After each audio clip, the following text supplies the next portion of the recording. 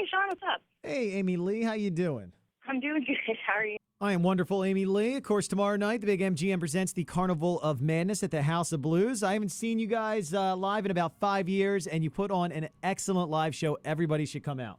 Oh, thanks. I like to think confidently that it's only gotten better. I hope you get to come again and see it. I'll be out there all day. We have the Carnival of Madness. I think we're going to be hanging with all the bands there with some winners, so I'm Awesome.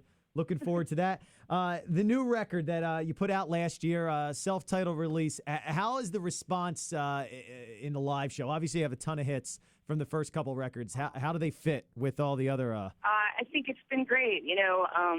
Working with Will and Troy and Tim actually on this record added so much.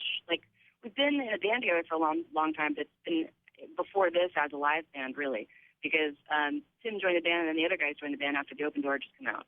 And we were still touring that. So we played a bunch of shows, but, hadn't written together. And we got into the writing situation, you never know if it's going to work or not or how it's going to be. And it was cool that we all already knew each other and had been in a band for a while and playing live because we already had, a cool vibe playing together. And I felt like a lot of the old songs actually had been brought up to a new, more energetic place, like an awesome live situation, And then just like applying that to the songs on the record, it worked. It was a great combo that happened there, I feel like, in a lot of ways. If you've got the right brain, five brains are better than two. Nice. Now, you guys were gone for a while. Why was there such a long absence between the two records? I don't know. I mean, for one thing, I just got married and just wanted to take some time for myself, It was really good for me. I wasn't sure. I like to have an open mind, especially when I'm about to get into a creative space. So at the end of touring the Open Door, I left it completely open, the door, on what we were going to do next, So it was kind of like, hey, let's just go back to normal life. And everybody kind of went off and did their own thing. I worked on my house and just kind of lived and spent time with my family. And I wrote a lot of music, actually. So it ended up snowballing the whole thing over again and us making the record that we made. So I don't know. I believe that you got to take all the time that it takes to make something great. If it's 5 years, 10 years, 20 years, whatever. Just do what it takes to make a great piece of work. That was a long time ago. It was mixed. It was definitely a lot going on at once. It was a surreal thing that our music was doing what it did, so quickly all over the world. But at the same time, it's a big head trip because I love making music, but there's no way you can be prepared for being thrown into like a very different, very public life all of a sudden. The fame thing was really weird for me and kind of hard for me. I was still growing up. I was like 21. So you're kind of finding yourself in front of everyone. It's sort of weird. I don't know. I'm better about it now. I'm a little more confident than I was at 21. That's one of those good things that comes along with being 30. The Carnival of Madness tour, we got 5 bands: Evanescence, Chevelle, Halestorm, Cavo, New Medicine. Going to be a great lineup, great night of rock here in Atlantic City on August 3rd.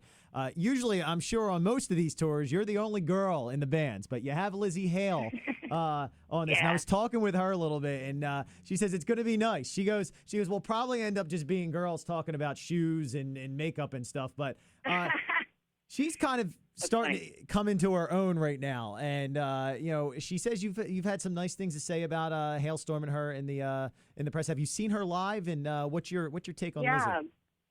Oh, I think she's awesome. She's got an incredible rock voice.